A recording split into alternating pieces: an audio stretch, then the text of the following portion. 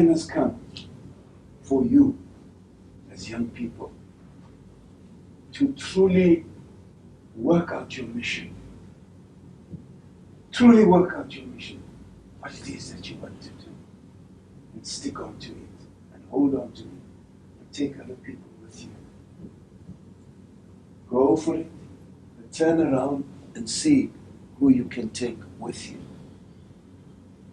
The intellectualism among the intellectuals and intellectualism in Islam is almost nothing. There appears to be no more thinkers for us. There appears people are taking very lightly the sunnah of our Nabi Karim sallallahu alayhi wa sallam, that the pen, the ink of the scholar is holier than the light of the soul. We seem to forget that thinking and intellectualism and writing is an ibadah of Islam. Our Prophet commands us to seek knowledge from the cradle of the grave. Allah also commands us. But we have hope. Allah tells us to hold on to the rope. Because this rope of deen, this rope of ibadah, it can extricate us. It can lift us. When somebody is drowning, and you see that the waters, the sea is in great tempest, you see the billows of the waves rising high and smashing against this human being, and there you are in this boat. And instead of throwing the lifeline, you throw a plank. How will this plank help this person? How will this tube help this person? He'll bump, it will be work. But when you throw in a rope, this person knows that on the other side of the rope, there is somebody holding, and you can come in. Islam represents somebody holding. Allah is no more sending us the Sahaba, radial anhu, the Hamzas of this world, the Khalid bin Walids, to fight on their horses for us. We are those horsemen. We are that force. We must extricate each other. We must plant and prepare our people. Now, the maxims that exist for us, the things that exist to assist us are multifold. There are many, but we have been conditioned to see only a few and one, and we don't know what's happening on the sides of us. The talents that we possess are important, but an intellectualism is missing among our sisters to become critical minds within Islam. They are being prepared only for marriage, which is an important estate of Islam. But what about the thinking woman, the critical woman that writes powerful material for her deen, that goes with a mission into the media, that goes with a mission into psychiatry as an extension of her deen? Our sisters have to be washers and cookers and baby carriers, and that seems to be their destiny. Those are good things to have. Those are beautiful things to have for motherhood and other things. But when are our sisters going to prepare the document, the ultimate document for the liberation of the minds of women in the world? Why must it be only the European woman, the white woman, who is said to be the thinker? You possess the power. You have the propensity within you, the power within you, to say, I must live by the adab of our Nabi Karim sallallahu alayhi wa sallam. That says to me, think, be critical, write, ikra. And all of that challenge waits for you. You will find opposition. Your boyfriend or your husband or whoever is being prepared for you might give you the opposition. But Allah is your lover. He is your first lover.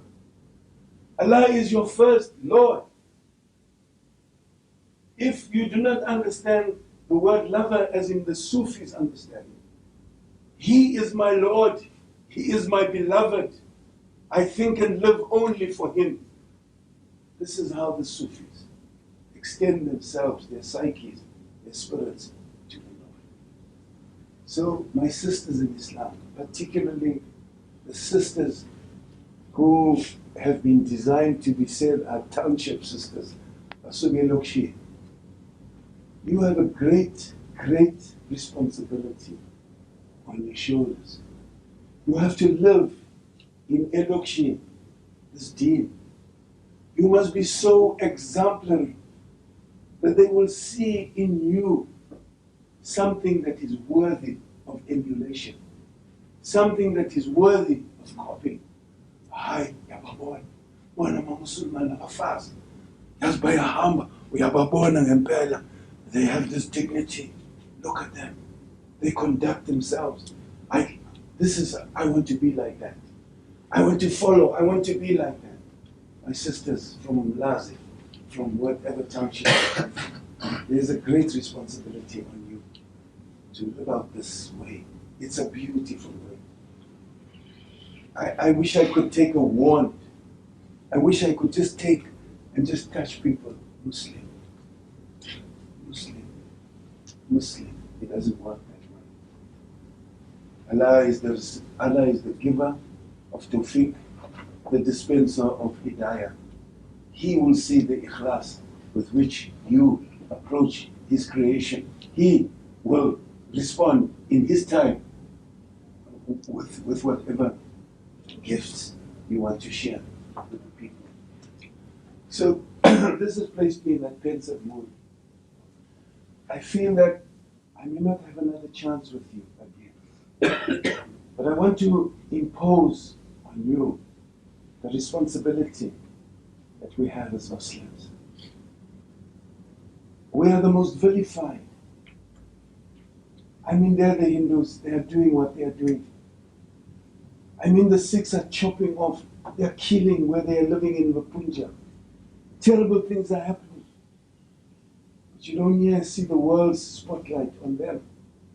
Look at the Jews, what they are doing in Palestine. They are massacring our people. Look at the terrible things that they do, killing a child and saying Arafat is to be blamed for the death of the child. If it wasn't to his attitude, that child would not have been killed, but they killed the child. Look at all the negative focus on us. Look at all the negative views, the negative publicity. We are a nation and a religion in revolution. Whether we like it or not, we in South Africa are the babies. We enjoy the best. Nobody's persecuting us here. Look what freedom we have here. But there is no concomitant math. There is no concomitant something that goes with it. There is no concomitant responsibility for the Muslims of Sarajevo, of Bosnia, because they are so far removed from us. So let us in this country celebrate the freedoms we have, and celebrate them in this way by showing a greater fikr, a greater responsibility, a greater commitment to our deen. But let us be sober in doing that. Let us not be ruled too much by just our hearts as I am ruled today. But let us be ruled by a critical consciousness that says, this is wrong, it must be corrected. Here's some good. And let us work on this good. So, if anything, if this media, communications, alternative media that this glorious institution has put together must mean something to us. It must help us now to move out of this place with a greater consciousness of who we are, our mission as Muslims, the greater concept of Islam, its glory, its manifestation, its beauty.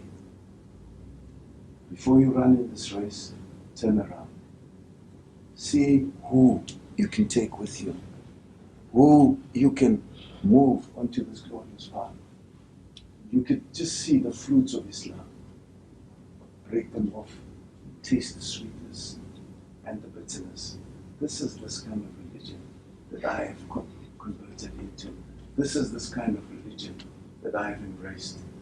I am a sinner, always I am a sinner. But I'm conscious of my Lord. I'm conscious of the day of Qiyamah. I'm conscious of Jahannam. I'm conscious of Jannah. I'm conscious of these things. And somebody said to me, you work in 143 community-based organizations. You have buried 53 AIDS victims last year. Don Mattera, what is it what do you want? You want to go to heaven? I say, no. I do these things because they are the right things to do. Because it is right to do it. But if I get to heaven, it will be a bonus. Because this earth is my pleasure. It is my kingdom. It is my place where I stay. I must make it right. I must clean it up. I must work and speak and bury and visit my people. And then Allah will say to me on the day of Qiyamah, you had lots of sins there and there, but hey, you cared about my creation. You cared about this. Come. The waters are waiting for you. The fruit is waiting for you. The perfume, the woman are there for you. Go, my son, go. The 66 years that I am will be gone. I will be walking in youth. I will be thinking. I will be having a consciousness. I don't want to sit at Allah's feet all the time. I want to go in the garden. I want to swim. I want to meet Muhammad. I want to shake Nabi Sal's hand. I want to hold Zakaria. I want to see the Fatimas. I want to talk to them and say, hey, what did your woman do when you were generals and soldiers? This is all promised for us. The Jews don't believe that. They don't believe that. The Christians feel that they will just be in heaven at Allah's feet, and there it's finished, and they will be all on the right side. So, unwind. Then we'll come back now to media and alternative media. But before I do that, is there anybody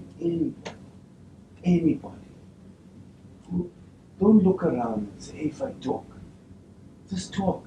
Stand up and say something. About anything, about how you feel, what your visions and dreams are. This young man wants to come back to this. He wants to come back and live in South Africa. He feels that South Africa and the Muslim environment that he has met offers him something better than Italy. He does not know that there are lots of problems here.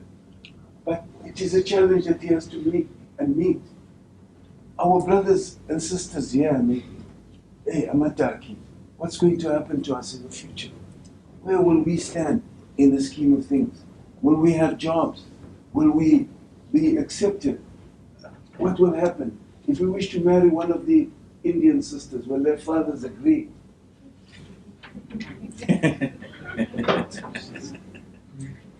So are you in Islam only to marry so that their fathers agree? Or have you converted to Islam because it is your deen, that Allah will give you the bride that He wants to give you when the time has come? And then we too must not distort, Jerome. This is not an Indian religion. When we hear our brothers in the township says, we must tell them, hey, well, stop. This is the religion of Allah. This is the religion of God. Says what? So please, I just thought I'd do. Would you like to share in the comments? Would you like to? Because you give me so much strength. You really give me a lot of strength. And that the main focus is on me. And so I may look I may look whatever, but you know, I hate publicity and I hate being in the limelight. And I've learned to come to terms with enough, the I, the cult. There's certain things you don't know about me. You know, it's a fire town and I used to walk. People used to run towards me, the children particularly. The others used to run away. Here comes Mr. War. You touch him, he kills you. You mess around with him, you go. You mess around with anybody that he loves, you go. The Boers used to know. They used to shackle me behind my back and my legs and hit me. And I used to go for them with my head. I used to mess them up because I was a volatile Mr. War. Man of the war. That was my name. But you know, when Allah touches you, when Allah's hand stretches up, He says, you, I want you. I want you. I want you to work for my creation. I really work for His creation and continue to work for His creation. In Soweto, they call me Ma Africa, Don Mattera, the African. They don't call me Busman and Hottentot because they see by my life what I want to be. If Mandela's sitting there and I'm coming in there, he gets up.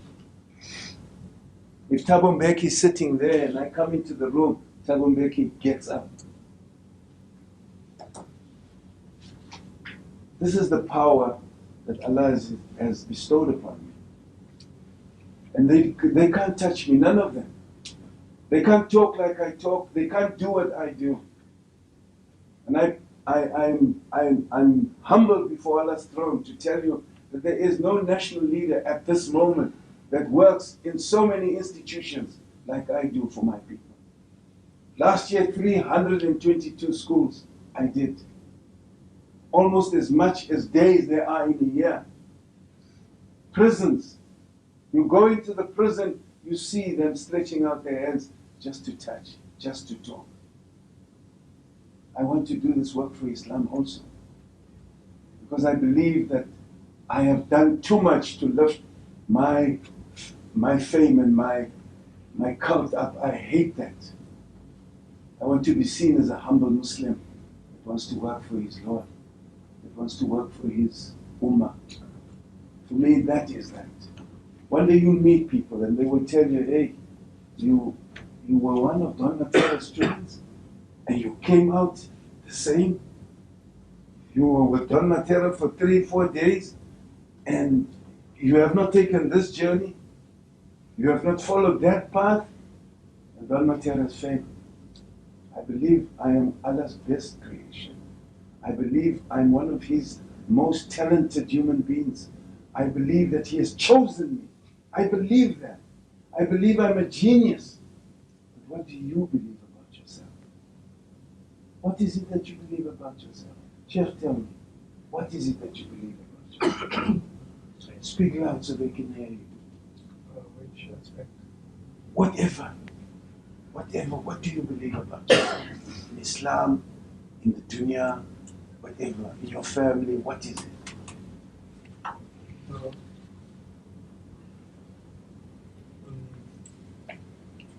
I just know where you want me to head up with this. I want to, it's not even a challenge. What is it that you believe about yourself? Why are you on this earth? I believe I'm on this earth as a test. As a test. And the test, is there ever, how far must this test go? Is there no finality to the test? The finality of the test is when I do pass away, and that is when my evaluation starts. And how well did I pass this test? Did I pass this test at all? Yes. And how well did I fail the test? And are there other parts of the test, the examination, about this man on your left and this man on your right? As in most tests, they have negative marking. Negative marking doesn't apply. Yeah. The test is over. Don't. What do you believe is your standing, your mission? You afflicted with a very terrible disease. Sometimes you pity yourself, sometimes you question Allah, you want to know, hey, why me? I've been doing a lot of thinking about that over the last 3 years. I mean, throughout my life, my goal was get a degree, get a job, travel, earn some money, then get married and do the rest of it. And I never quite thought about a specific mission, where I'm going to go. And since the illness, I've been thinking a lot about what is it that I'm here for. Yes. And I've realized a few things. One is that I've been blessed with a talent. I can design, I can draw, I can manage people, I can build things. And the reason that this has been given to me is not so that I can make a bundle out of it, yes, but I'm not here to do something. Quality. Yeah, I'm here to share it and do the best that I can do with it. For you to be born. That's right. Yeah. This young man next to you. I forget your name. Zunaid. Zunaid. Yes, Zunaid. I believe that I'm here to do something. Definitely, I have a purpose, like everyone. There's a reason why I am an observant person. I become aware of things quicker than other people do, perhaps. I think about things that other people don't really think about my age. Critical. Yeah, and I was always observant and thinking about things that other people just were not interested in when I was young. And I used to write as well. A lot of what you talked about when you were young and the plays that you used to do, I used to do the same thing. And Alhamdulillah, I feel like there's a reason that I'm here, and I need to. I feel I know what it is. How well I'm getting there, I'm still trying to find out. And again, I think that being here and listening to Radio Al Ansari, I heard about this course. That was also something for me. It was an opportunity for me to perhaps find myself in the scheme of things. And yeah. Scheme of things, lovely cliche. My brother is a graphologist. Could you tell us about yourself? Yeah, actually, I'm a retired educationist. Yes. I'm 60 years old, and I made up my mind to become a teacher when I was in standard 2. Yes. At that stage, I used to be helping the teacher, making charts and so on. So I taught for 30 years. I did my job to the best of my ability. Now that I'm retired, I feel I use the word HRH next to my name. Mm-hmm. I know that's it. The acronym stands for? Happily retired head. So, but I'm very happy. Yes. And I feel that you've achieved something in this world. Something. Yes. For the last 3 years now, I've been teaching Islamic calligraphy, Okay. mostly on a voluntary basis. MashaAllah. And then I still go out to one school where I do mathematics on a voluntary basis. Yes. So when I heard about this course here, Yeah. so I telephoned, and the application form was sent to me Yes. via the internet. And then, in fact, I told the person who I spoke to, look, I'm 60 years old, please don't waste my time, tell me whether you need me or don't need me. Yes. So after a while, I think there was a phone call, not a phone call, in the internet, the message was there. Yes. It's only for the youth. So I didn't worry about it. I just thought to myself that these people feel Yes. that education stopped at the age of 60. Yes. Yes. But then subsequently, I think a week after that, I got another phone call that I must come. Yes. And I So, think look, I'm very happy to be here, and I must admit one thing, that I've learned a lot from Brother Fahad and the previous lecturers and from you. And I think when I came here, I was 60 years old. Now I'm 60 years young. MashaAllah.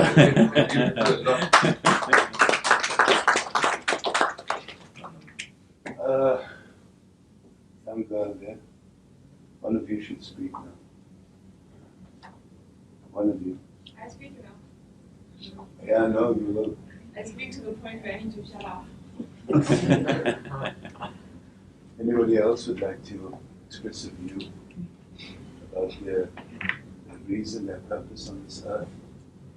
It's not just to serve their nafs, but also to do this work. Being part of a workshop is a blessing, is a gift. Whenever you want to speak. Right. Bismillah. My name is Ibrahim. Ibrahim, the friend of Allah. So, since I was born, you see, Yeah, I was born right in the farm. in the farm. Yes. So many events that took place from there. Finishing school, becoming a Christian, and the way I became a Muslim. Something that I didn't understand first, but it happened. And now I can see that I got a big job to do, to spread deen. Oh, yes. So I had one problem, how to get into masses, how to get to media, everything. But alhamdulillah, because you came and I learned a lot of things from you, and I got a plan also, which I think is going to work, to help me. Alhamdulillah. I think I got a part of some things. Yeah. Shukran. Okay. Jazakallah. Just like to write down a word here.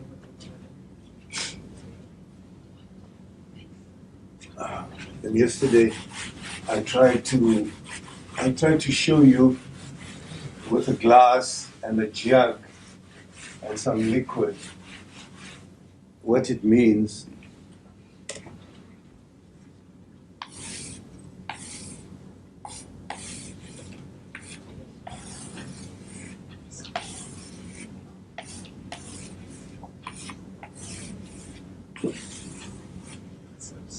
when there's an A there, it means something bad.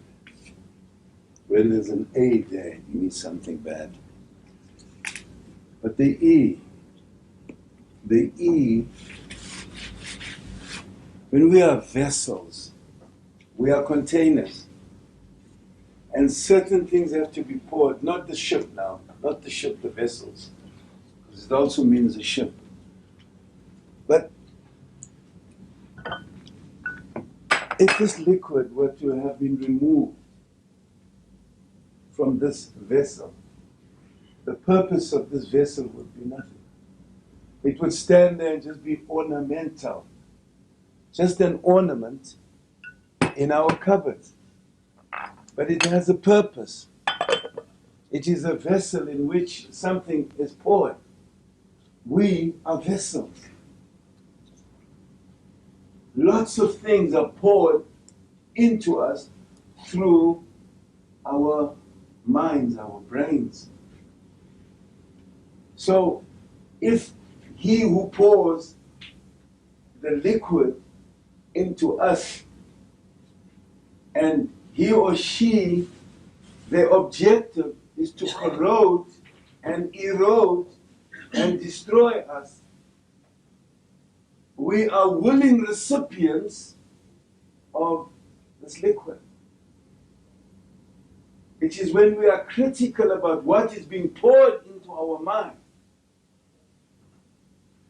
that we shift. There is a shift in our behavior, there is a shift in our lives. The great Sufis continuously said, "Oh Allah, pour your love and your mercy into my being. Pour it and cleanse me of my iniquity and my sin. Wash me, cleanse me, prepare me for your sacred feast." And what is the sacred feast? Of life and afterlife. So, those of us who pour the liquid of thought in your mind, we must be careful that we are pouring the right stuff. And we know Islam is the right stuff. It is not just the right stuff, it is the right stuff, but not the only stuff. So it is important for the lecturers who sit here, the teachers, because you are so fragile. And yet at the same time you are so hard and brittle. Whoever pours in has a responsibility that the liquid must finally serve the purpose of the Almighty.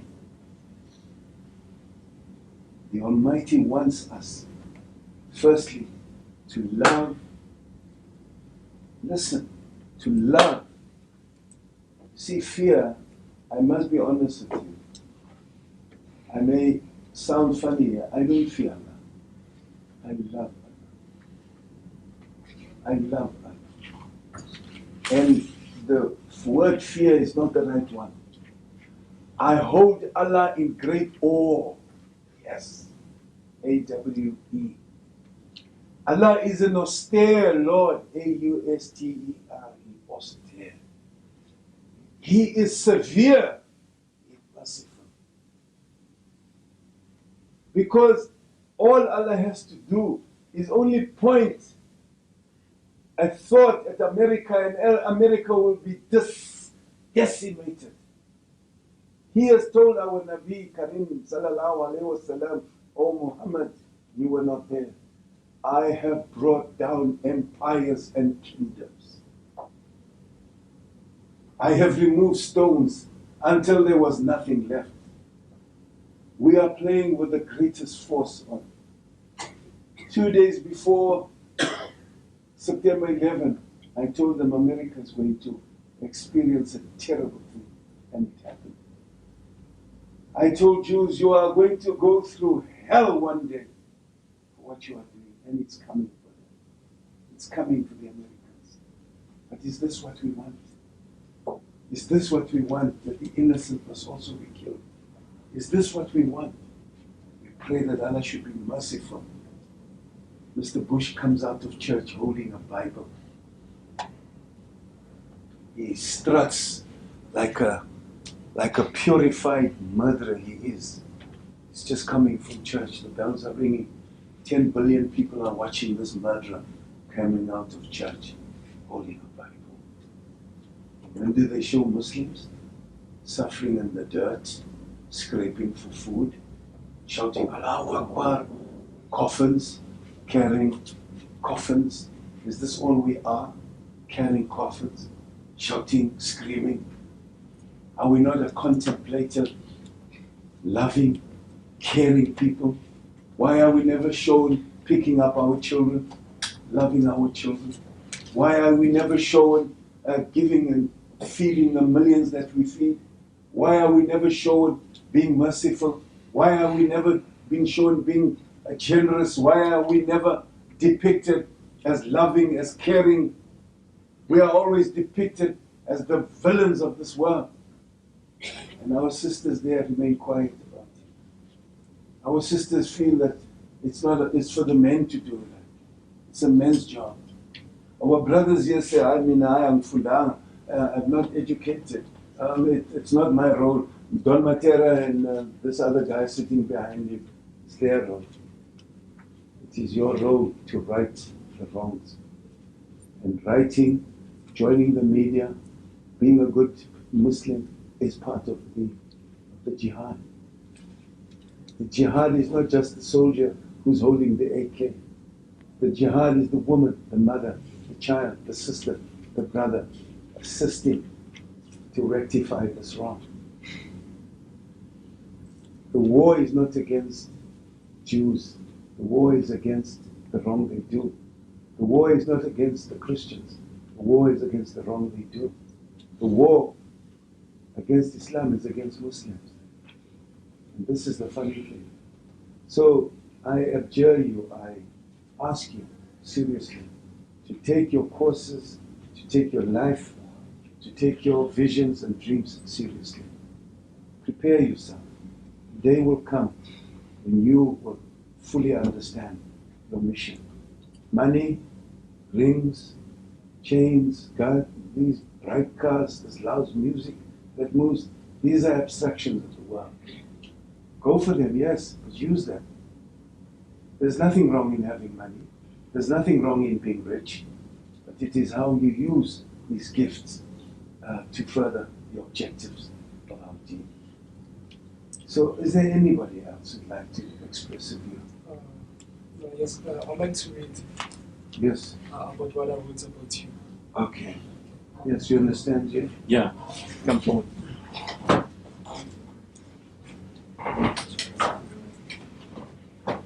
I'll take your seat. Brother Junaid, can I ask you to sit there? I think that one sister is there sharing two chairs. Two sisters on one chair. Are you sure? Yeah, we'll give a chance. Yeah, no, I think, is it possible? Yeah. Yeah. Well, it will also teach him courtesy to accommodate the sisters. No, it's not. No, he knows. It's not finding.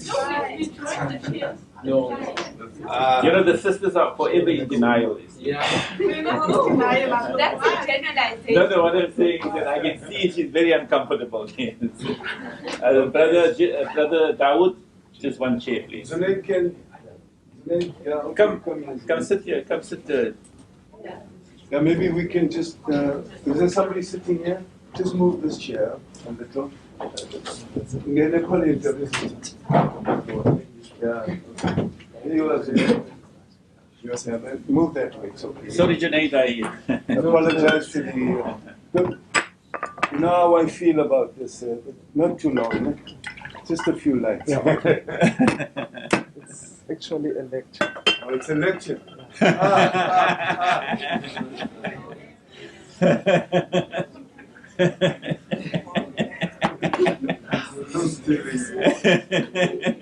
Assalamu alaikum. Wa alaikum salam. Okay, I'm standing right in front of you. I'd like to tell you that I'm naturally a shy person, but I'll try to give you this short lecture I wrote about Master Don Mattera. Bismillahirrahmanirrahim. Okay, all praise is due to Allah, the Lord of all worlds. Peace and blessings be upon our leader, the leader of mankind, Prophet Muhammad, whose example inspires all of us daily in our affairs. I sincerely would like to thank the Islamic Propagation Center for coming up with a program like this one, Media Studies. Particularly, I cannot thank them enough for hosting Master Don Mattera, who came all the way down from Gauteng to share with us his experience in the media studies. Master Don Mattera has inspired me both as a Muslim and as a young creative African artist. I'd like to quote a verse from the Holy Quran, which will describe my relationship with Master Don Mattera. It is Surah Qasas 29, verse 29. Okay. I'm looking for Yeah, like I said, it's a lecture. Oh, here it is. Down the table. The age. Sorry, Maaf. Now when Moses had fulfilled the term and was traveling with his family, he perceived a fire in the direction of Mount Tur. He said to his family, "Tarry here, I perceive a fire. I hope to bring you from there some information or a burning firebrand that you may warm yourselves." Okay, here it starts now. In this situation, Master Don Mattera to me is like Moses, and I'm a member of his family. He perceives a fire, and to perceive is to be aware through senses, to get knowledge of by mind. With this knowledge, Master Don Mattera has a zeal to educate us with his skills and talent, which Allah has blessed him with. So our Master wants to share his skills with us, his subject, the family. The family is made up of a group of people who share a similar lifestyle, and this lifestyle is Islam. Further, Islam is made up of Muslims. Muslims are people who surrender their will for the will of Allah. To advance the Muslim community, we have to save Islam from its enemies. By doing this, Allah purifies our intentions and strengthens our actions. So we become the instruments of Allah, meaning we form a union with Allah. This union with Allah is called like Dur, which literally means rolling up. So Moses rolls up with Allah. Moses perceives the fire, and his audience receives news, information about the fire, meaning they get inspired. To be inspired, there must be an inspirer. In mystic teachings, fire represents or is symbolic to faith. This faith is divided into three sections, which are Ilm al-Yaqeen, which is eye of knowing the truth, N.Ali, no, ilm, it's knowledge. Knowledge of certainty, and N.Ali, eye of certainty. And the last one, Haq-al-Yakin. We, the subjects of Moses, received the first one, which is ilm.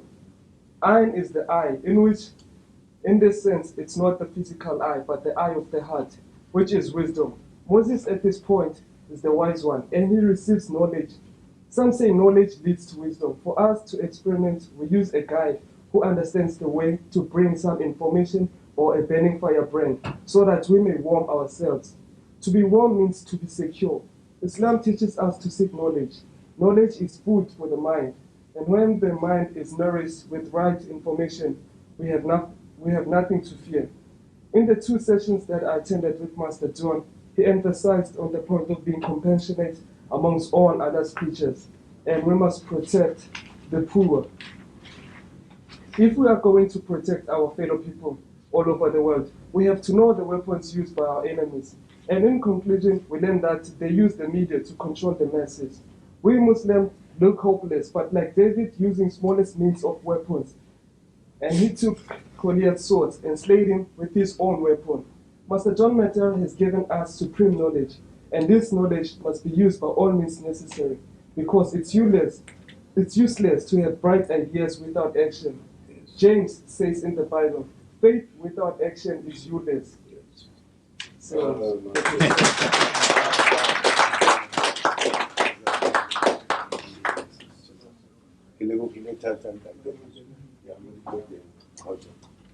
well, there we have it. There we have it. Sometimes we are in the darkness and we curse the darkness, but we don't see that there's a light, a lamp, small candle burning there for us. And may Allah use us for His glory, and may Allah use us for the establishment of right and power in this world. Anybody else that would like to make a contribution? I mean, we can just stretch out and then we'll go to media and alternative media.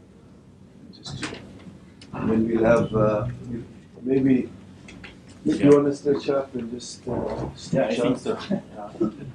Okay? You want to make that one? That's loud. Talk to you every 5 minutes.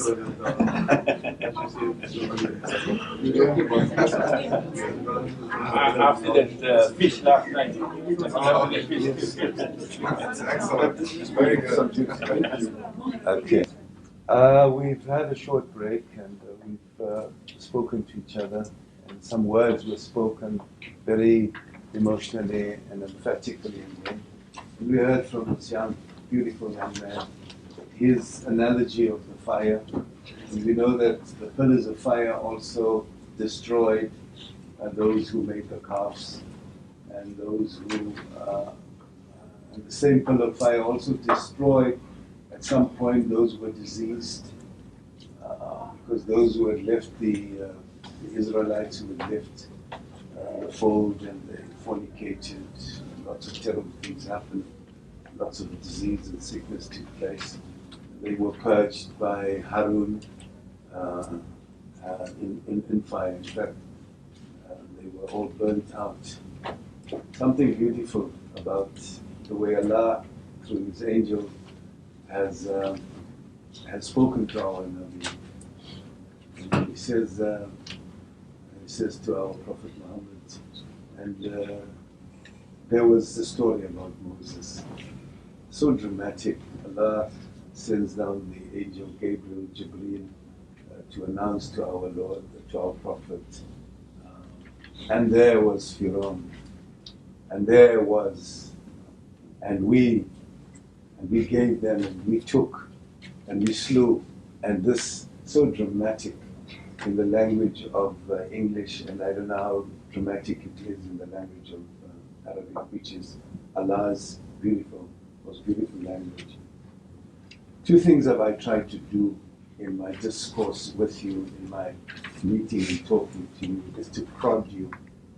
You know, the horse prods the earth with its hooves, it hits. You'll always find the birds going there and picking up the worms that come out. The worms don't walk behind the cows and the horses for nothing. They know that the horses, as they prod the earth, they open it up, and the birds can see, hey, there's a worm. So they follow the cow or the horse.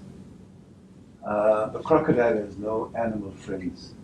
I've studied crocodiles for my short stories. I have a book of children's stories here, and it's called The Five Magic Pebbles. I have a story about the crocodile who just cried and cried because the animals didn't want him to go meet man, and he wanted to meet man because he felt that they were going to be enemies forever. And he said that I don't care what language man speaks as long as I get to meet him. Otherwise, we could end up being enemies someday, said Crocodile. He yawned and fell asleep. And then the other animals didn't want him to meet man. Horse and cow, and all these big, gorilla, lion, tiger, bear, camel, elephant, hippo, rhino, buffalo and horse all received their invitations to meet man. And then they told Owl that he must come with them, that he is tired and sleepy, but he is wise, and we need someone with brains, said Horse, unaware that he and dog and cat will someday become servants of the same man. And they all game, and Crocodile came, and then they wouldn't let him go. They wouldn't let Crocodile meet man. So Crocodile tried to pass through their legs, and they stomped. And the earth opened up and swallowed Crocodile. Crocodile cried and cried and cried the crocodile tears.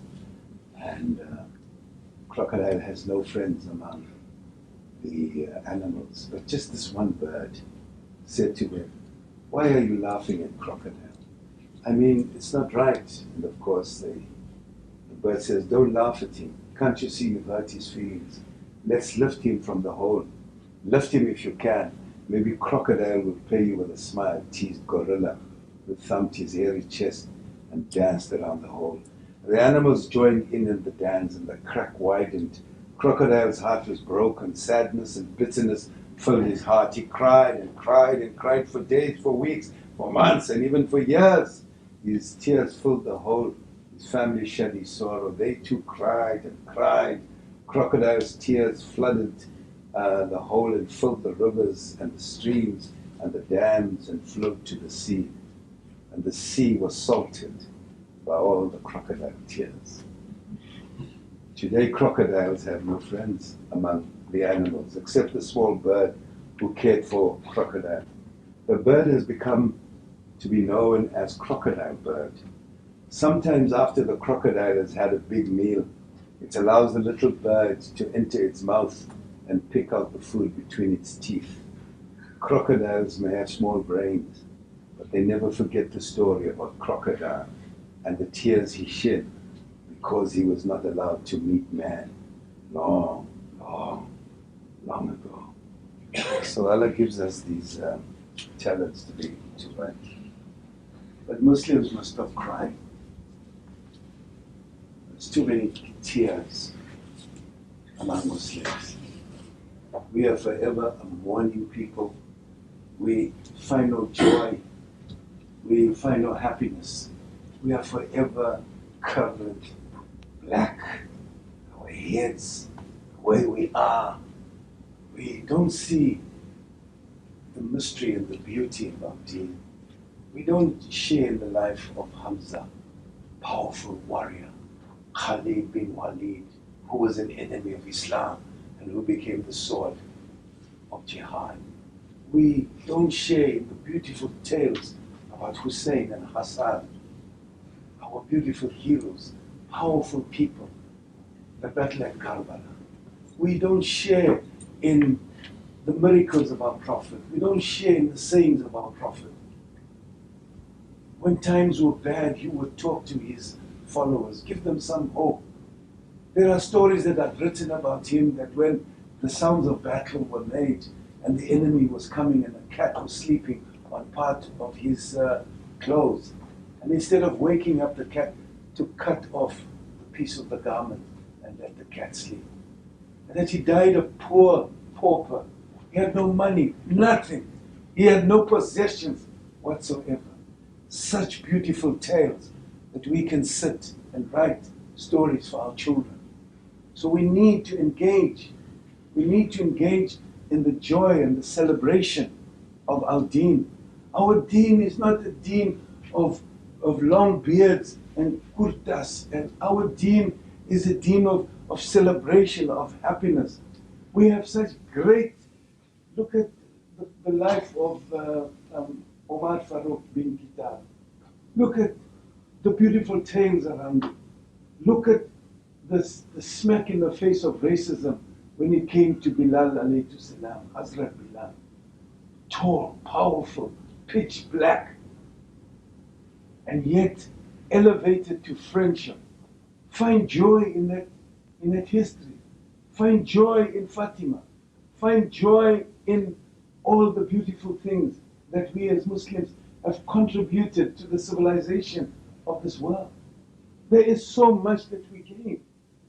And yet, all we do is sit in the corner and mourn. Our poets are not coming out.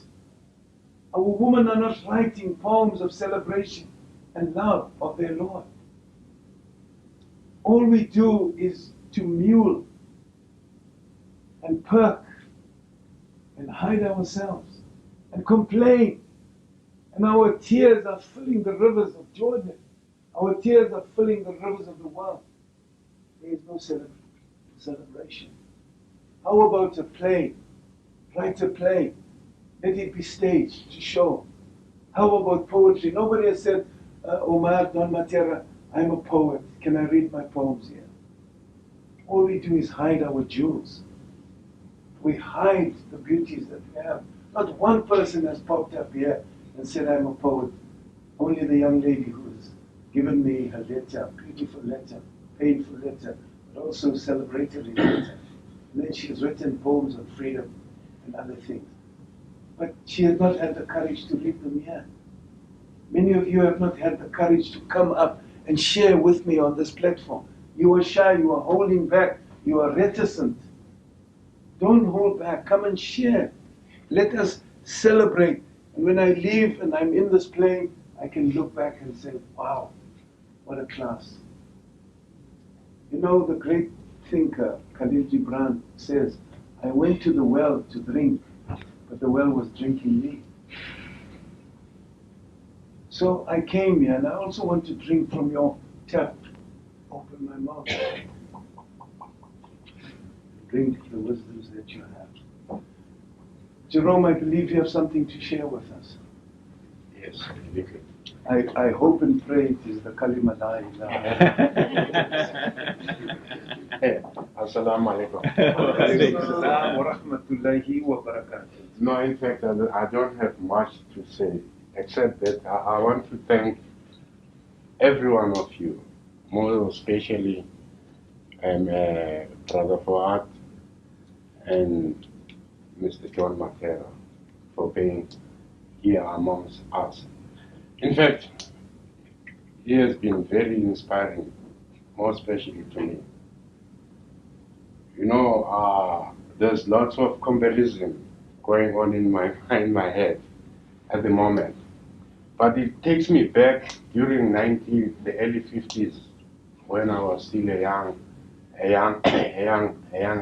boy at Ketume, Mkumba, when there were riots, you know, when our mothers were marching towards Central Prison to go and release Chief Albert Lutuli. You know, I've been very fortunate to be, to be friends with Muslim people.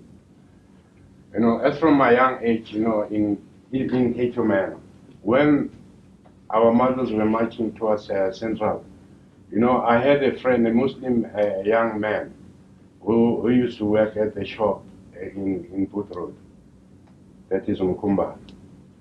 And he was a very good friend of mine. And I used to go, when the riots were happening in Ketume, I wasn't in Ketume, I was in Bank Road at this young man's, Muslim young man's home. And I used to sleep there eat there. So now I've grown up now, and today I have, I have Muslim black brothers who have opted me to their company. That's why I'm here. They've started a newspaper, so they've accommodated me, and I'm part of that. They had arranged that I be here, I be present here. So that's why I say there's lots of comparison going in my mind. I want you to bear with me. But most of all, I would like to thank Mr. Mattera. He has taught me a lot, a lot. He reminds me of Chief Albert Lutuli. When we were still youngsters, they used to come, Mr. Mandela. They used to come to Put Road. We used to climb on trees while they were having their meetings. We were on top of them, sitting on trees. So he has reminded me of the early those days, early 50s until now. So I want to say thank you very much, sir. May Allah, bless you and keep you, your children, your children's children. May Allah bless you. Thank you very much. There will be such joy in heaven when you take the kalima, la ilaha illallah. You must not be forced and pushed. You must think about it, Jerome. You have a short time on earth, and may Allah give you the tawfiq and the hidayah, not to waste more time and to think very seriously. I can tell you that it will be the greatest change in your whole life. And what you were in the past, bad, will be wiped away from your slate. And Allah will prepare you for the greatest feast. You will be hated, you will be despised, you will be spat on, but you will sabr, because this is the way. There is no other way. I tell my family that I have 2 sons that have converted, my brothers converted. I worked with more than 20,000 converts through the Islamic Missionary Society and the Islamic Relief Fund. I have not done that.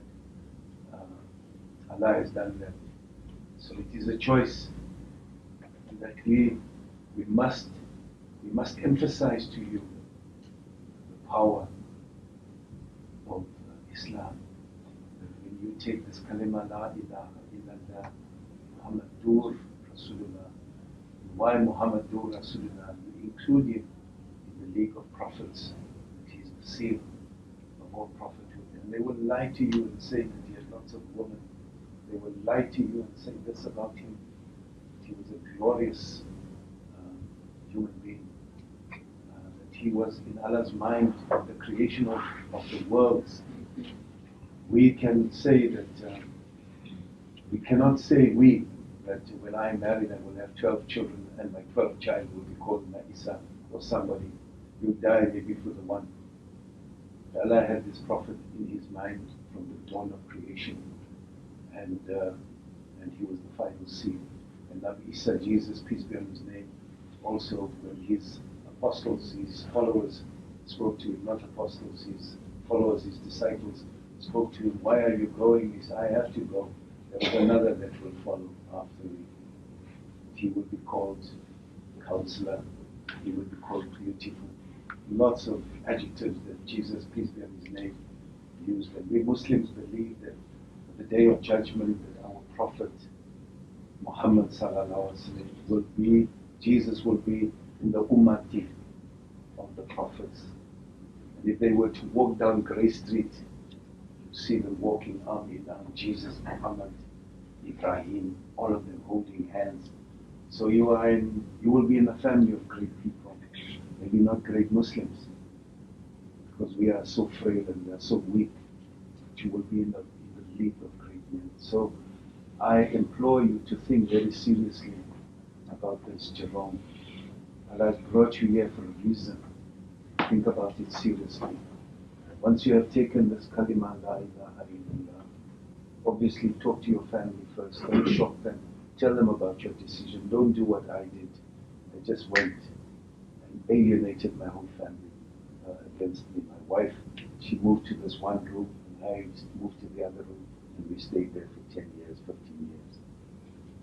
And there was no consummation of anything between us. So may Allah grant you shifa. And I'll also give you the ilm to understand this beautiful religion. Yes, I would like to know, like, for example, my mother, she's a convert from a Hindu family. And she lives with her family now for 7 years. But she's been always ill-treated by her family. And sometimes, you know, she cries in quiet, she tries to defend herself, but she doesn't want to be too rude because she respects them and the religion. But I want to know what can a Muslim do, you know, in Such a circumstance. Yeah, such a situation. Yeah. Because, How old is your mother? Sorry? How old is she? She's 49. 49. She's very young. Very, very young. She can make hijrah from this family. But the thing is, you see, it's not easy because I wasn't here in South Africa. I'm here about 2 months. And you were lucky to be trained outside. Yeah. Alhamdulillah. Alhamdulillah. But, like, you know, it's not easy for us to just, you know, because I'm also staying with her now. We are Yes. staying with my aunt. Yes. I can't just, you know, take her and go. Yes. It's not, you know, Because life you don't is have the easy. material needs. Yes. Yes. Because my father in Saudi Arabia, he's also had some difficulties. So he's only building himself now. Yes. So it's, you know, what can we do? Like sometimes I get so angry, but I hold my anger.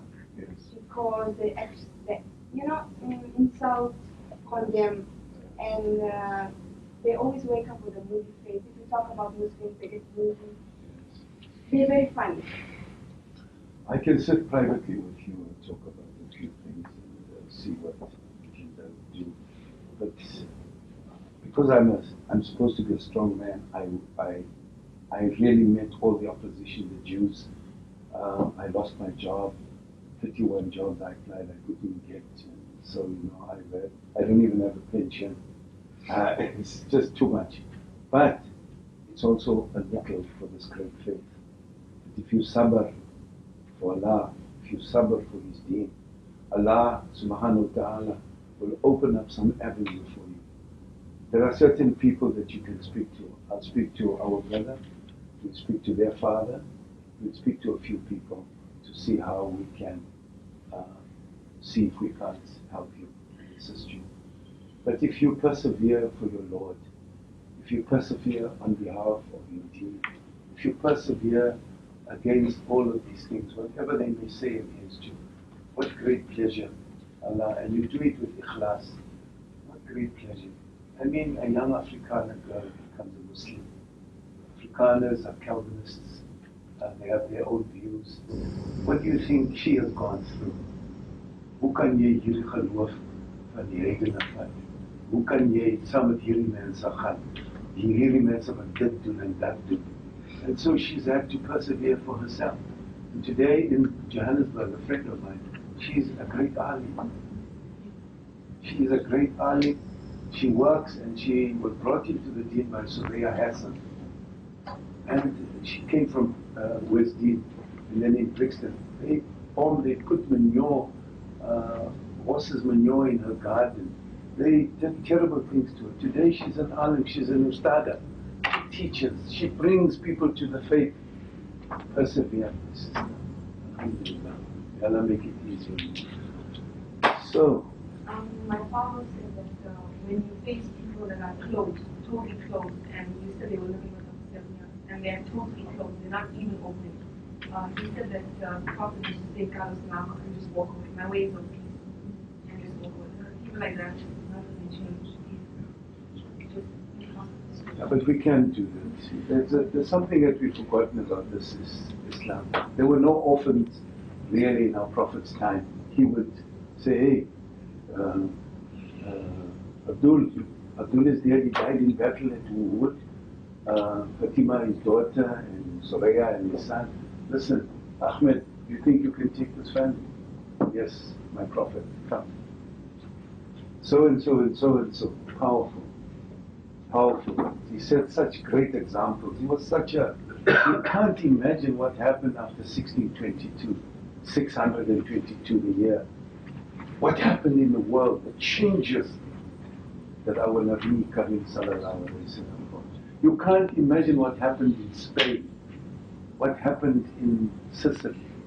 You can't imagine how the whole world was in turmoil, how the changes that took place. Ah, they make beautiful history of Kuman. Two. Anybody else?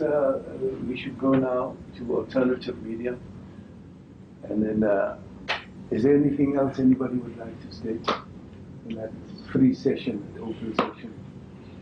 I just don't believe that in any course you can just go into the course, mathematics, AB squared plus, You can't. You have to set the tone. You have to prepare the hearts for people. And I also seriously ask you to read other books. Read about the Sufis, about Ghazali, about Rumi. There's so many beautiful books that you can read. Faiz, his poetry. There is lots, there's Ansari. There is a wealth, tomes, the English word is T-O-M-E-S. There's tomes of books and volumes written on Islam, and go for it. Read. And then read the other people's nonsense that they write about us. You know, read, so that you can really be strong. So, we spoke about the media. We spoke why it is important for you to command a language, whether it is isiZulu or isiXhosa, whatever you write in, know this language. We have said that you must have the important tools, the implements, you must have the vision, you must have that. I don't want to repeat that. You guys know now. But now we have to talk about what is your understanding of the media. What is your understanding of the media? And then there is alternative media. There is mainstream, and then there is alternative. What is your understanding about the function of the media? As a media person, could you share with us what is your understanding of the media? Okay, well, the media is a medium through which messages are sent out to the general public. And then you have different types of media, the print media, the electronic media. The print media would be newspapers and magazines. Yes. Electronic media would be the TVs, and you also get mass media, which will be the cinema, radio, TV. Okay. So it's audio-visual. It's audio-visual. There's audio-visual, there's print, and so on. That she correctly articulates that it's magazines, it's handbills, all adverts, and so on. So there's a specific design. These things are designed to impress your eyes, your ears, and your mind. The print media, particularly for me, has been one of the most important forms of media, because you can switch the TV off if you don't like. But this paper lays in the family for a long time, and sometimes you want to cut out and keep. So print media is a very important medium of information gathering. So the media, its purpose is to gather information and distribute information. The word is disseminate. Okay? And then there's something called inseminate, in biology. But these people also inseminate us with lots of things, lots of little germs and so on that corrode our thinking and erode our thinking. So much so that we forget that even among those who died in, say, September 11, many of them were innocent. and we see only our act of vengeance or our act of bravery. So we must not lose the capacity to feel and care. Once that capacity is dulled and it is killed, and then we become zombies. We cannot allow, a Muslim cannot allow herself and himself to be only drinkers and so on. So we gather information, we disseminate. Start in Daba, Safunda, and then we give immediately. But there's another purpose. The purpose is to create a trend for clothes, a trend for thoughts, a trend for consumption. So we must be careful that sometimes we think that we can enter the media and journalism and then we will achieve what we want to achieve. Remember, they control the means of advertisement. They control the means that keeps a newspaper alive. For example, your Natal Mercury. Your Natal Mercury, if you were to take out all the adverts out of Natal Mercury and sell it to the people without adverts, they pay 470 to 370 Rand a copy. So the adverts offset the expense and bring it down to 3 Rand or 2 Rand. How much does it cost? 280. Yeah, whatever. So advertising is important. Now, if a Muslim wants to engage in setting up a Muslim newspaper, if a Muslim wishes to have a body, a newspaper, a magazine that will give dawah to other Muslims and non-Muslims, that Muslim must first have done the research of how many business people there exist in a given area that he or she can approach to be able to garner the money to be able to put this. So you can't go into media without research. You can't go into media without having some sense of the advertising world. You can't go into the media without having some sense of how circulation works, how a newspaper operates, how the radio and the television operate. For 3 seconds. For 3 seconds on television, you can pay 9,000. How's that? 3 seconds. So it's important for us to know the mechanisms that pertain, that exist, in order for you to go into the media and communication. Communications is easy for them. It's very easy. You learn how to communicate. They tell you that you have to have a good command of English, yes. You must be able to have contacts in government offices. You must have contacts in civil society. You must have contacts in all of that. But just say for argument's sake, you want to do a story that opposes the common trend of Europe vis-a-vis its understanding and its practices against Islam. And you come to this conservative Jewish company, and they have a massive base for advertising. You'll never get business from them. It's realistic. So, once you enter the media system, you must enter it with realism. You must be realistic about what is achievable and what is not achievable. You must understand the dynamics of how this thing works. I think our weakness, and I wish to quote their father, our weakness is that we allow other people to determine how we should think, how we should act. Now you say, but Muslims are rich, they've got the money. Muslims are rich, they've got the money. Will Muslims give? Do Muslims share in your vision? So the best thing is to find a group of people who share your vision, who share your mission, who share your zeal, who share your empathy and compassion for this thing. And then you set up a consort group, or consort is a bad one, but people who share in your dreams. And then you can work around getting these funds.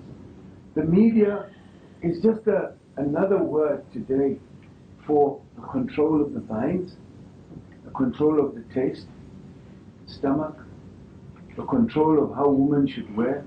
I mean, when you watch Eastern Mosaic, who doesn't want to walk like those Indian girls? Who doesn't want to look at their beautiful bodies as they, wow, you get so tempted. You know, this short part of their skirts is so low, you see their belly buttons. And you know, things get so crazy and wow, hey, if I can get one of them. The man in you does that, Omar. Don't you see how they work at the sexual senses? They work on sexuality. Look at the dances that they have in breakdancing. This black singer, he's got this troupe of black women who are so sensual in their dances. That the whole thing is to exacerbate and accelerate the senses, the sexuality. So their products that they create are sexual and sensual.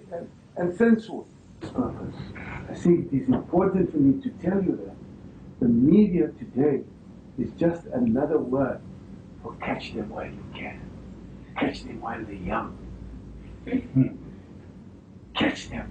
When they're young and they're 18, you'll have them until they're 49 and 60. Hey, they'll just be killing you. Catch them. Even food, look what they do with food. When black people are on TV, it's always peanut butter and and something Melrose for mommy, and I don't know what rubbish else. I'm just telling you, I've been sold. Mawabone TV, blacks, if you see them on TV, it is my Atlapunanti. They don't show you this child with this book and this light coming onto this book. They don't show you this child having a bearing. This child is pumping for this, what's this, jungle oats and so on. They even have a little box in there. It's so funny and beautiful. But finally, the child's mind, the mother's mind, they are making us a consumerist nation. We're becoming a nation of consumerism. Yeah. Continuously. So when you enter the media with that mind. That these people are about this. Me, I'm about that.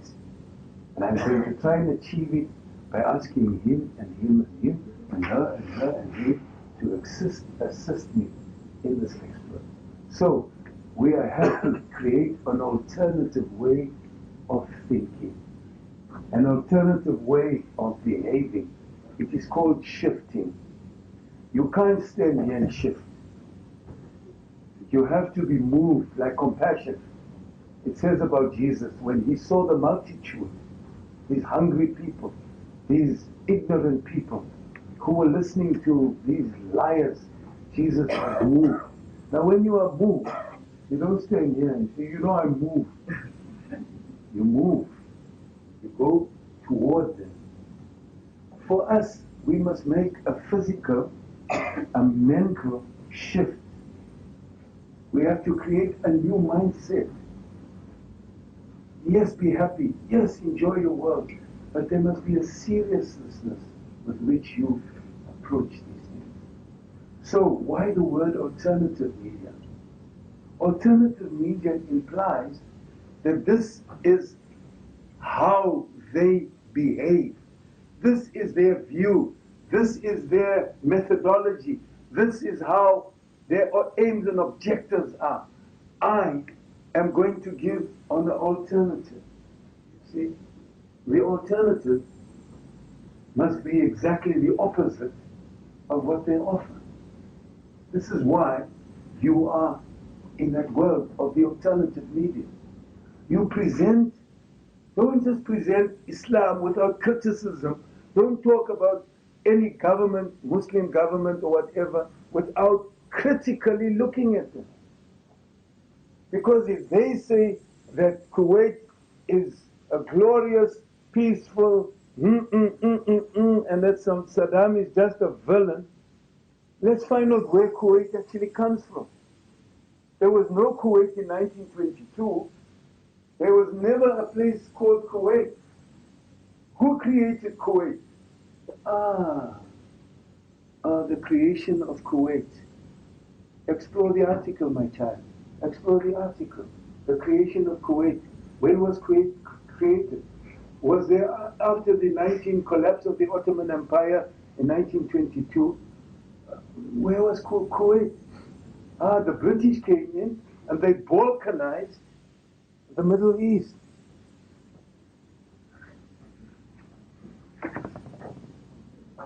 So the objective of colonialism is balkanization.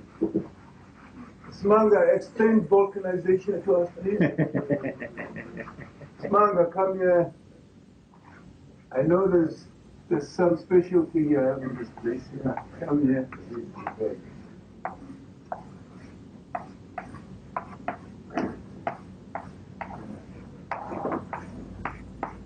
As one of my sons, there's the back, Smanga. Explain balkanization to us, please, if you can. Would you like to? No, you can try. Okay. Okay. Could you explain balkanization to us, please? Right. Balkanization is that countries that were previously under one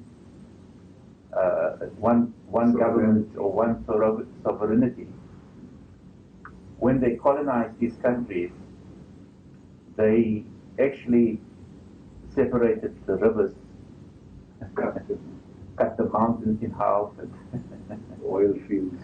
the oil fields, and it was done to actually further their interest, because when these countries were balkanized, they now already had their interest so well established that there was no need for them to have a physical presence there anymore. So they decolonized the country, give them independence, right? And the serious part of that is that wherever they have done that, they have created many nations out of one nation. Many different peoples out of one people. And kingships. And kingships, for instance. Like the Arabic language, which was one language, now has 11 dialects. You have 11 different Arabic Bibles. 11 languages. So balkanization is such a way to render these countries totally impotent. And every country has a different form of government. And what is worse is that some of the countries are extremely wealthy. Previously, the wealth was open to all the people. Now, what has happened in the Middle East, we have, for instance, Kuwait is extremely rich, and then parts of Iraq is very, very poor. And once you have established national borders, for instance, you now restrict people who were Arabs before, who could go into your country in and out in search of rizq, in search of the development and so on. All of a sudden, you are now a Jordanian, you cannot go to Kuwait without a passport. You are a Kuwaiti, and you cannot become a Saudi. You are a Yemenis, right? So they are they have marginalized us against ourselves only to serve their interests. And I think what made possible balkanization now and why it is such a threat is that it is now followed by globalization. And this is where the grand scheme of things comes together. That one product can now, because of the balkanization, one product can now reach each and every city and each and every country.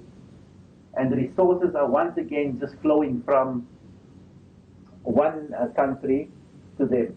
And I think I want to deal, Uncle Don, with the worst.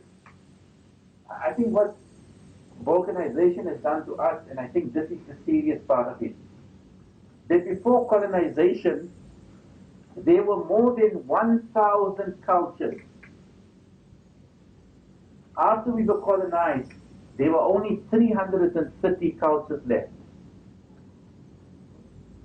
So what happens is that they really swallow this diversity. And the uniformity becomes an expression of their civilization, their values, and that is what happens. And in that, the other aspect is the economic aspect. And there is where we have really been hurt.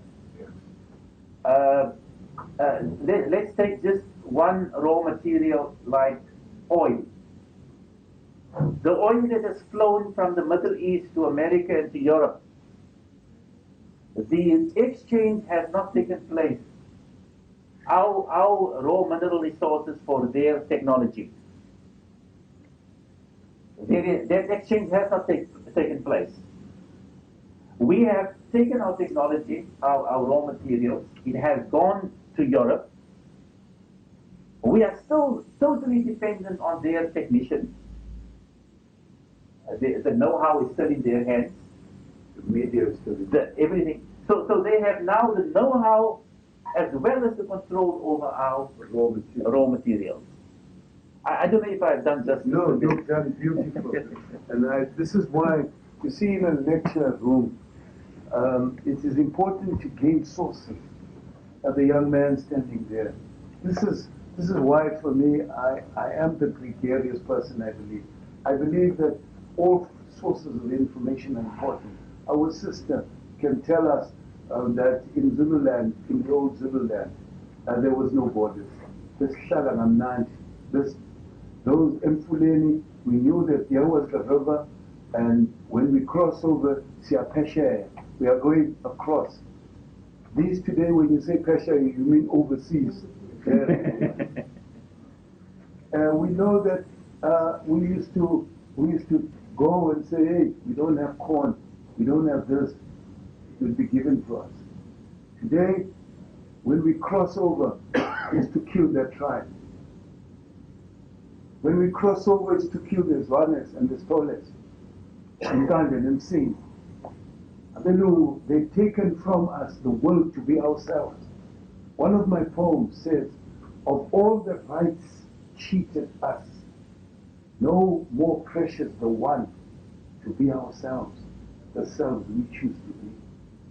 They've taken that.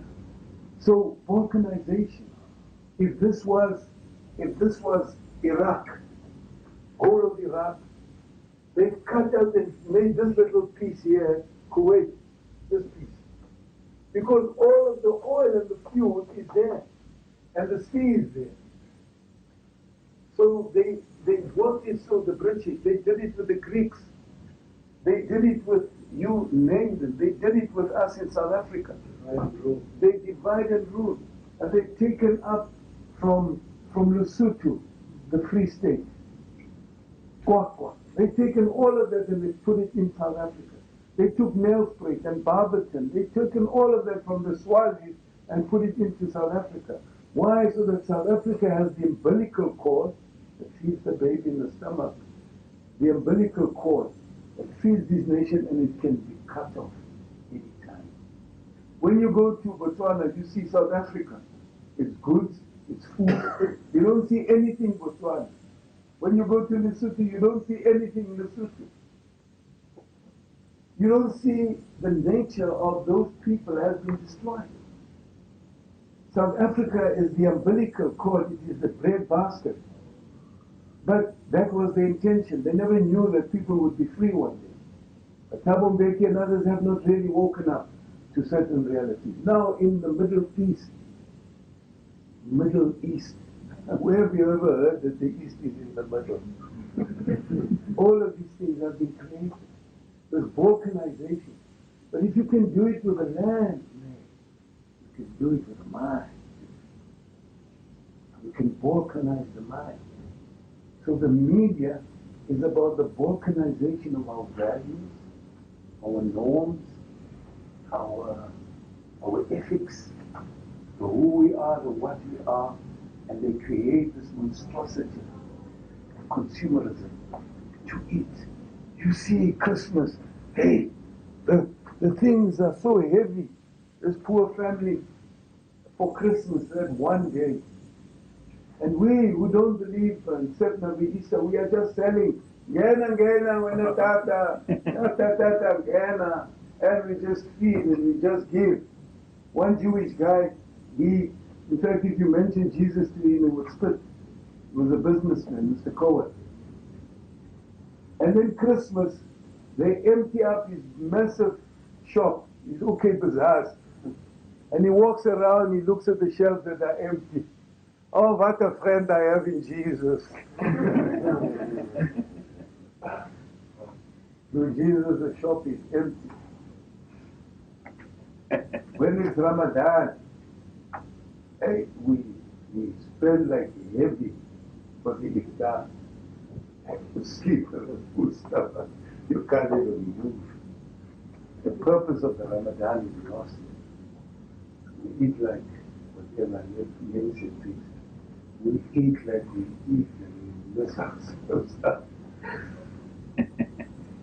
We have missed out the purpose of the Ramadan. We have missed out the lesson that it gives us to know that there are hungry and suffering people in the world, and that it brings us closer to our Lord.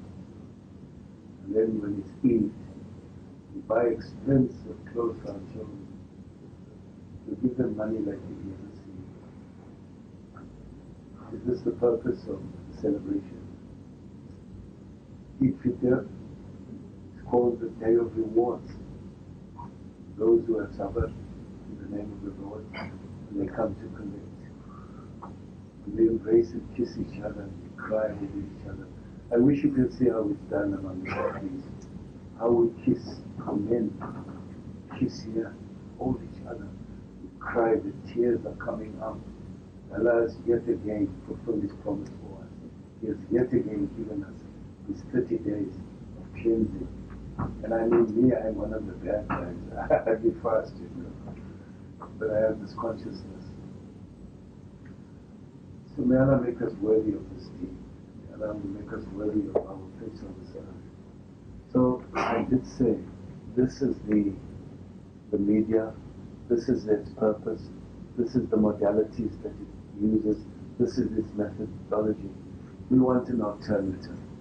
Muslims want an alternative. You understand why I'm turning my back? You understand why I'm turning my back? Can somebody tell me why I'm turning my back? It is an opposite direction. It is a juxtaposition. I want to show something cleaner and better. I want to move you away from consumerism. I want you to understand alternative means just that. It means there must be another way, another method. There must be Sirat al-Mustaqim. There must be something else that we can show. So the alternative media today falls in the same rut. They fall in the same rut because their purpose, they don't understand their purpose of being alternative. They think, oh, you know, if we can start alternative paper, we can make so much money on advertising. There are so many Muslims that will advertise, you know. We can just make lots and lots of money. They don't say we can present an alternative view. We can present an alternative world. We can present an alternative value system. When Muslims have a newspaper, it must not only reflect the jihad and so on. It must be given out freely in Mlazi. It must be given out freely wherever. And say to them, people, readers, here is an alternative way. Here is another way. Ikram al-Muslimin. There is another way for our sisters and our brothers. Fashion, yes, why not? Look at the beautiful woman we have here. Imagine we are showing off our own clothes. We're having our own fashion show in which our women are dressed as they should be dressed. So we can present the alternative way. We can, but we are too diffident. We are too diffident. Yes, I'm using funny words. I'll just get this. Yeah, I've got diffident here. I'm just using these words because I have so much of them in my mind. I just have a whole repository of words. Diffident means modest or shy because of lack of self-confidence. Powerful man. D-I-F-F-I-D-E-N-T. It's an adjective. It's modest or shy because of a lack of self-confidence. Wow. Wow. We look for bold commands. Because we lack confidence in ourselves. We are so diffident. We are so fawning and so cringing. We should offer the alternative view. The problem about alternative media, when we were fighting apartheid, the alternative media had a role. It spoke out against oppression. It showed Vituli, it showed Mandela, it showed Sobukwe, it showed Biko in a better view. So the role of liberation and the alternative media helped to shape the minds of our young people in black consciousness, in Africanism. Now, we are liberated, so-called. Remember I said we are free but not liberated, or we are liberated but not free. Nobody's free. Never. So now the alternative media has to present for us, especially if we are Muslims, the alternative media must give us something that they are not giving us. Could somebody tell me what the mainstream media is not giving us? Can somebody please raise a hand and tell me what the mainstream media is not giving us, as in Muslims or as in the general populace? Which one would you choose? As in the general populace or Muslims per se? General populace. Okay, and then later on I'll ask you to look at it from an Islamic point of view. What? This is them and this is us. What are they giving us? What are they? They're giving us their view. Their view, number one, yes. So they propagate, they distort, they give a wrong view of Islam. My sister. It's like you said, it's a stereotype. Would you like to add? Stereotype. It's a vicious mindset that's only perpetuated by the ignorant people. They don't give the flip side to the oppressed woman. They don't ask the Muslim woman, tell us your story.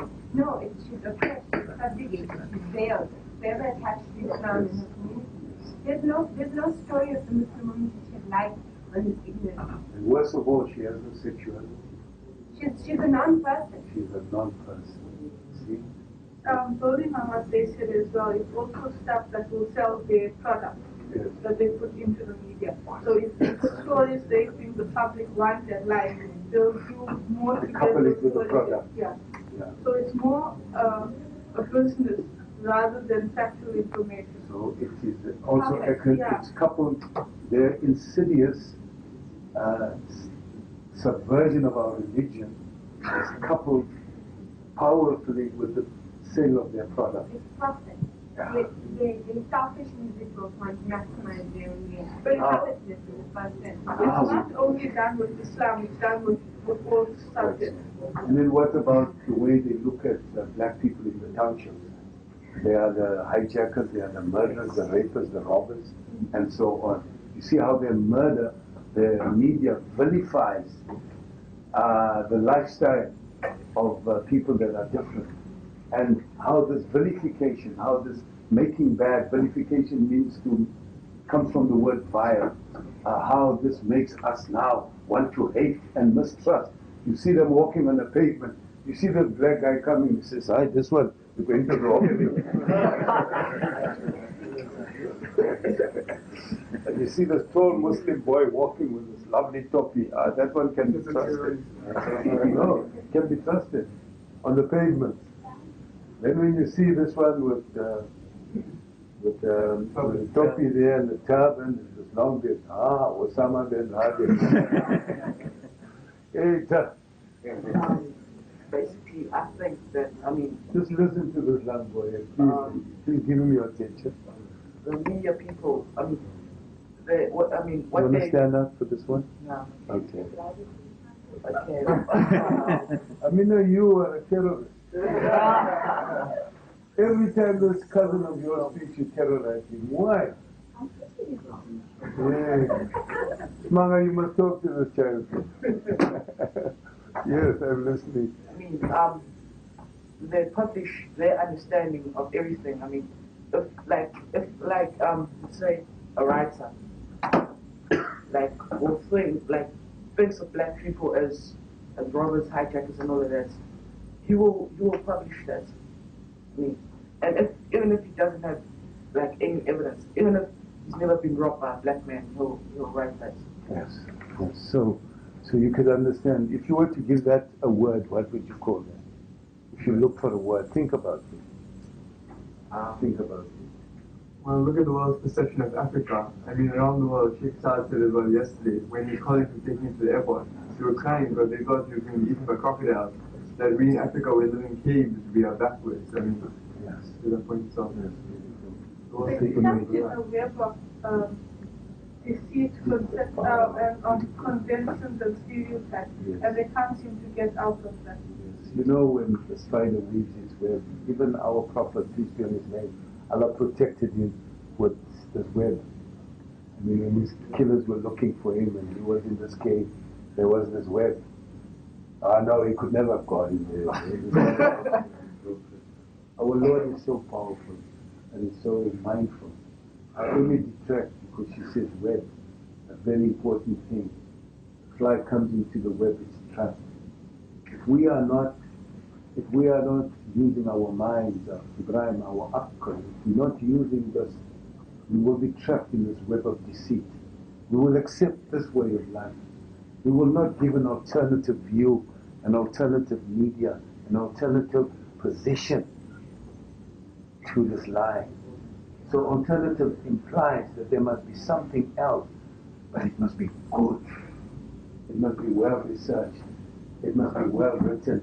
It must be well placed, so that our enemies can see the aesthetic, the beauty in us. We normally want to show the enemy that we are not like them, but we dress like them. We think like them. We speak like them. Hey, you, what you think? I say, hey, give me 5, dude.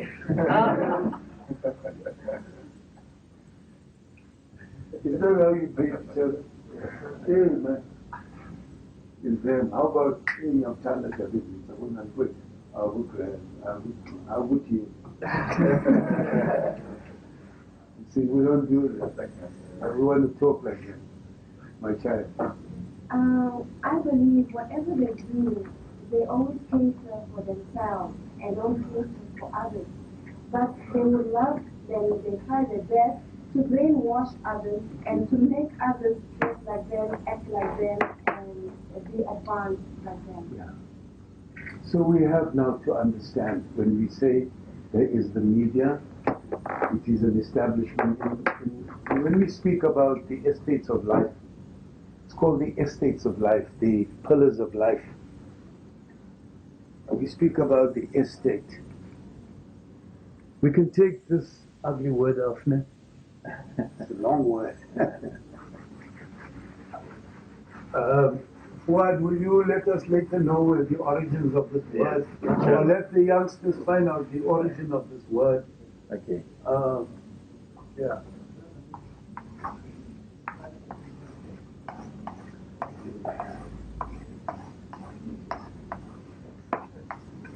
The estates of civil society. You know, when you live in a massive house, a big house, you say, hey, they're staying in an estate. Am I right? So those who have planned words and English and so on, and this word comes from establish or lots of other things. There are 4 estates that I know of in life. The first estate is the law of God, the law and God. The second estate is civil society about the people. The third estate is education. How they do education and economics, they all fall together. The fourth estate is the word. And journalism represents the fourth estate. Writing represents the fourth estate. Whenever you see them writing in the newspaper, and they will say something, and the fourth estate is under attack. Yeah. Meaning journalism is under attack. The media is. Now we have to accept that these estates are ipso facto. We can't run away from them. They are there. They are given facts, and they are irreversible facts. The way the whites have, the Anglo-Dutch have constructed our way, how we live. Now we must ask ourselves, where do we fit in the scheme of things? Where do we fit in the scheme of things? If this is what they represent, let's see what's good. Hey, computers and so on is good. Come here, we need you. What else is good? This and that, agriculture and so on. Hey, we need you. Not everything bad is on our side. So let's extricate what is good. Let's take what is good and help to establish an alternative estate. Now we know that Islam is the estate, greater than this estate and even our estate. So let us connect our alternative estate and views and what we need to the source of all estates. This is my plea. So if we present to them an opposite juxtaposition, it must be based on a value system that pertains. Don't create a value system. Don't create a new value system. You have the best value system. You have the best modules that you can follow.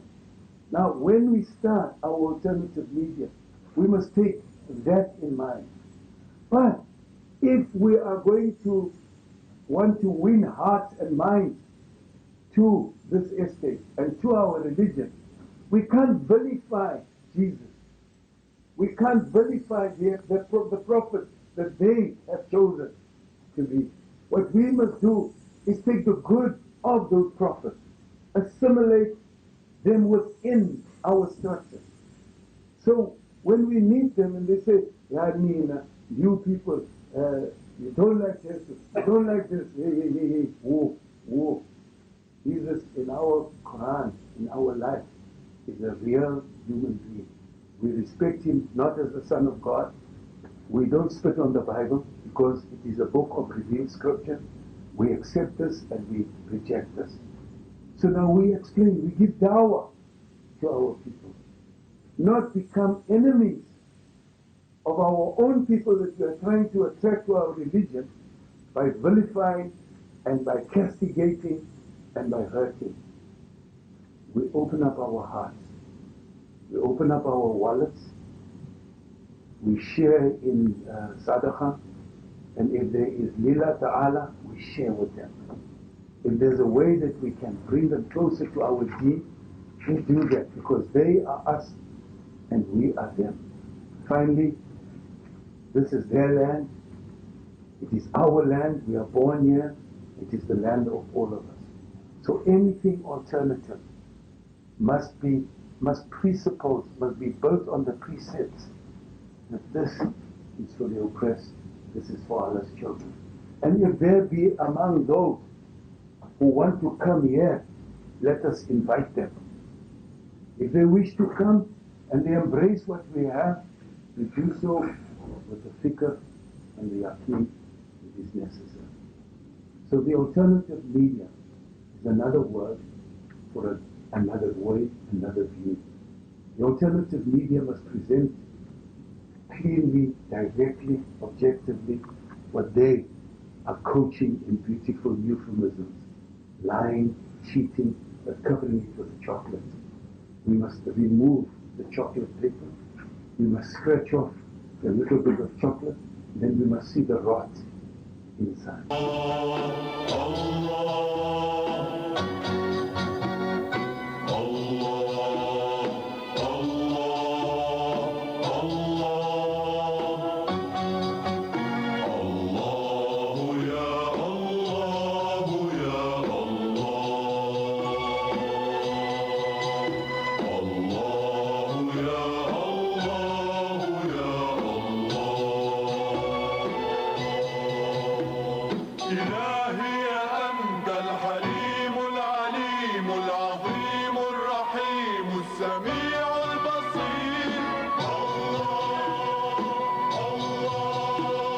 إلهي أنت الحميد المجيد الرشيد